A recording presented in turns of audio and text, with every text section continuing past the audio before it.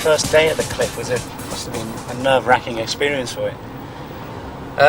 Yeah, what they did, when I came over originally with another lad called Eric McMorty from Belfast, who went on to play at Middlesbrough. What they did to make us feel at home, both of us, coming from Belfast, at the time they had quite a few Irish players playing at the club. And of course our hero, well, everyone's hero in those days was Harry Gregg, the goalkeeper. Yeah.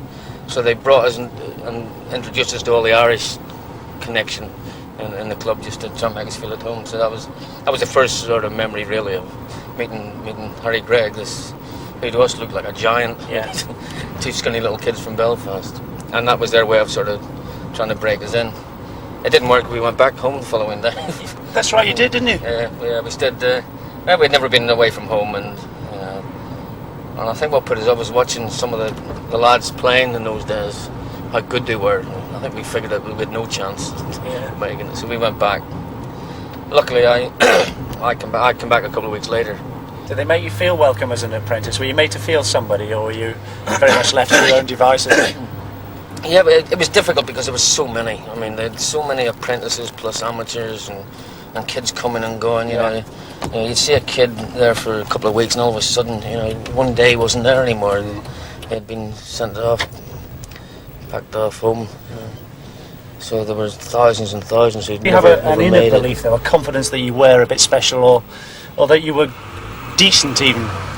Not really. I was quite happy with, because when I played in the A and B teams at the Cliff, I always scored lots of goals. But it wasn't until I actually got in the first team, and then I realised, I think, because I found it so easy. I found it just as easy, well, maybe easier sometimes, than actually playing in the A and B teams, where you had kids your same age kicking lumps at you. Yeah. And then I realised, as soon as after my first game, when I found it so much easier. And I was doing basically the same things that I'd been doing when I was kicking a ball around the streets of Belfast, and just going out and enjoying myself. Basically, one week I was playing in the junior teams, and then I was playing in front of 60,000 people at Old Trafford. Did you get any inkling about it though? Did Matt say, "Hey, you're doing well, and you'll do for me," or are you suddenly just thrown in? Oh, he actually.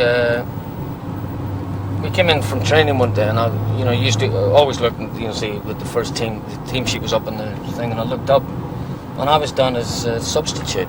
I thought one of the lads was taking a mickey at me and stuck my name up, and but what he did, Sir Matt, old Shrudy, he had actually decided I was playing anyway, but because a lad called Ian Moyer, the winger, was supposed to be playing, but apparently he was injured, and they knew he wasn't going to play, but they didn't tell me, and we went off to the golf club to have our lunch, and on the way back in the coach, thinking I was going to be sitting on the bench just enjoying the game, the boss came up to me and he said, "You're playing today," and that was it.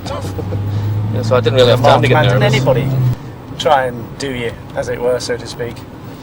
Oh yeah, I mean you got clattered. I mean you're going to take a mickey out of people like Chopper Harris and Tommy Smith. You're going to expect you're going to get a smack.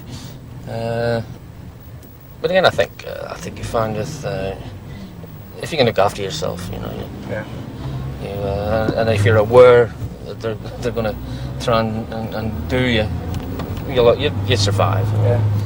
Yeah. Players like and Giggsy's got that as well. He just wants to get on with it. I mean, and it's in a way I'm sure he would probably think the same. It's a compliment to you if someone wants to try and kick you. I mean, because it means they're not as good as you. Yeah.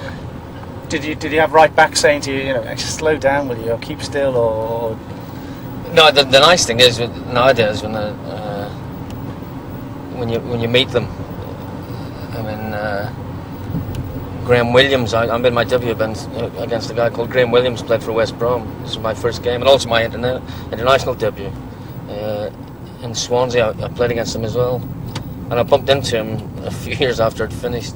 And he actually stopped me and he said, "Best," he said, "come here," he said, "I want to see what you look like." Make of Alex Ferguson, the way he's been with Ryan Giggs. Do you applaud it? Do you agree with it? Do you think he's done a good job with him? I think he's done great, yeah. I think he's handled the situation perfectly, because this kid's come in, you know, he really is a superstar. Same thing, but virtually overnight. I mean, he's still only 19, and he's got the world at his feet, and he's, I think he's done a great job with him.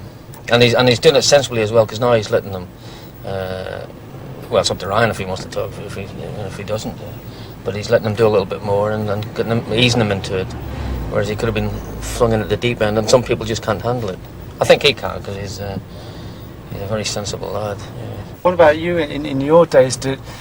Was the press attention as great, or do you wish the Matt had said, right, you're not doing this and you're not doing that, or was it completely different eras we're talking about? Well, I think it was different when I started playing, because, you know, because of the timing. I mean, it really was the swinging 60s, and I mean, it's a much used term, but it really was. I mean, long hair. They'd never seen a footballer with long hair, but I was the same as all the kids my age. You know, I grew my hair long, and I was into music, and fashions were changing, and all my pals were exactly the same. The only difference was that on a Saturday, my pals were paying money to come and watch me do something that they dreamt of doing. So the media attention was phenomenal. I mean, I was more in pulp magazines than I was in newspapers, because it was just that the timing was. I mean, it was a great era to be around as well. Did you love particularly that? The football? The football was fabulous. It really was. Did you love that, being in the pop magazines and being in the papers? No, I didn't. It was nice at first. I was like any kid. I loved seeing my name on the back pages. You know, if I was playing well or scored a goal. But all the other stuff, I could have done without. But it was part and parcel. You know, you had to. Was there any way they could have protected you? Was there any way at all somebody could have grabbed hold of you and said, right, nobody touches him, nobody speaks to him, or was it not the situation at the time? It wasn't. No, I think that was different as well in those days. The media. I mean, we actually, the press were actually friends. For a long time, they became the enemy, really.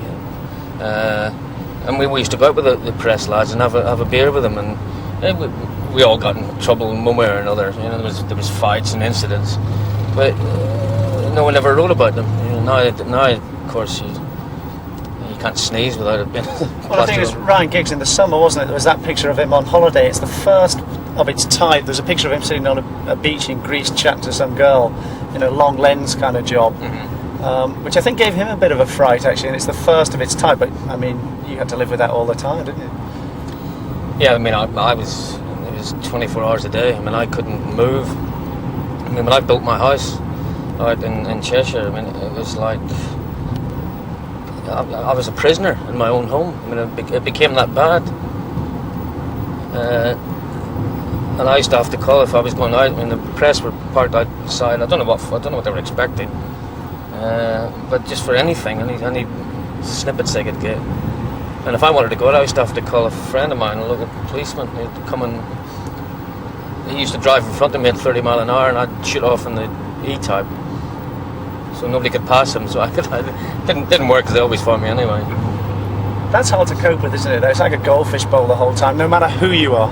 Well, it is, and particularly because, which is why I say Alex Ferguson's done a great job with Giggsy, because he has tried to protect him, and I think it's very important.